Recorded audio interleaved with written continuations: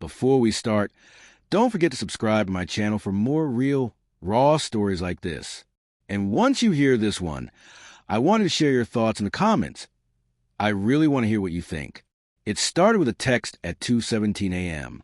I was half asleep when my phone buzzed, a name lighting up that I'd never expected to hear from at that hour. "Hey, can we talk?" It was my wife's friend, Mark. My heart sank. Something about the tone, casual but urgent, made me sit up. My chest tightened. I had no idea this night was about to break me. For weeks, I'd been feeling it, the cold distance. 2 months. 2 long months without intimacy. At first, I blamed myself. Work stress, exhaustion. Maybe I wasn't enough. But then, subtle signs started piling up. Her phone, always close, never letting me peek, buzzing with silent notifications. Late nights out with friends that always seemed a little too long. A smirk she couldn't hide, quickly masked when I walked into the room. I kept questioning myself. Maybe I was imagining things.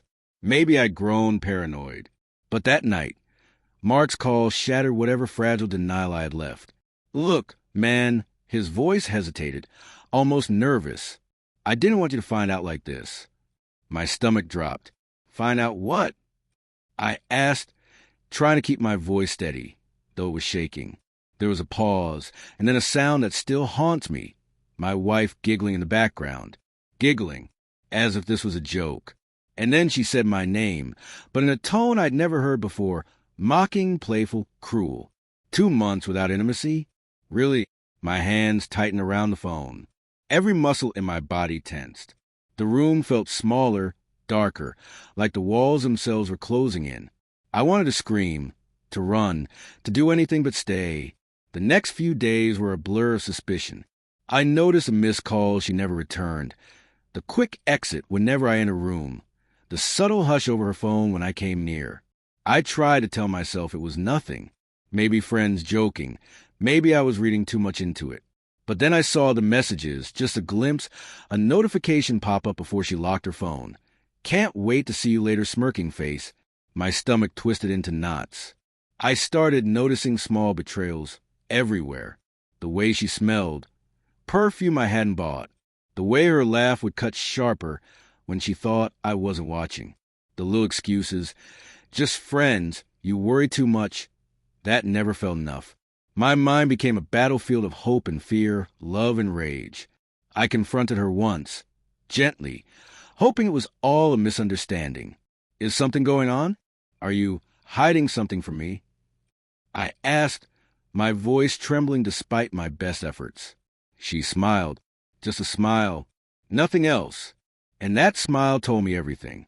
I didn't need to follow her. I didn't need to spy. It was all there, her careless laughter, the shared glances, the unspoken secrets. The betrayal was real, sharp, and undeniable. I spent nights replaying every memory, every intimate moment, wondering which had been genuine and which had been staged. My love felt like a lie I had been told, my trust like glass shattered under footsteps that shouldn't have existed. I remember sitting on the couch one night, staring at the ceiling, trying to remember how it felt when I used to feel safe, loved, desired. That memory felt foreign, distant, as if it had belonged to someone else entirely.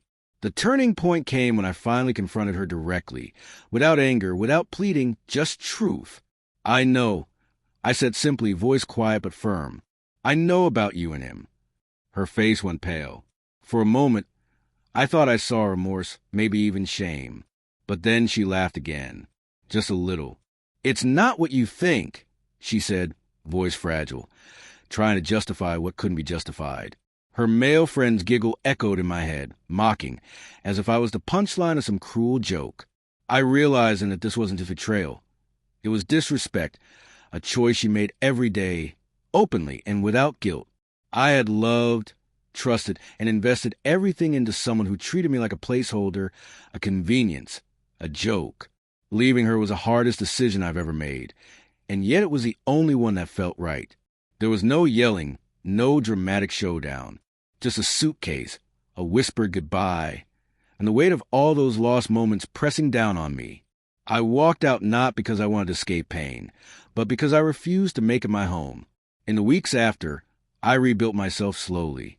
I reminded myself that love shouldn't feel like humiliation, that intimacy isn't a privilege to be hoarded or withheld as punishment. I learned the quiet strength of self-respect, the heavy clarity that comes with realizing you are worth more than mockery and deceit.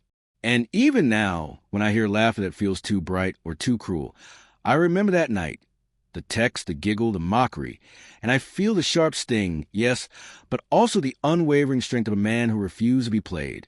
So, before you go, subscribe to my channel if you haven't already, and drop your thoughts in the comments. Have you ever felt that sting of betrayal? How did you cope? I want to hear your story. Because sometimes, the hardest heartbreaks teach the deepest lessons. And the only way to heal is to face the truth, even when it burns.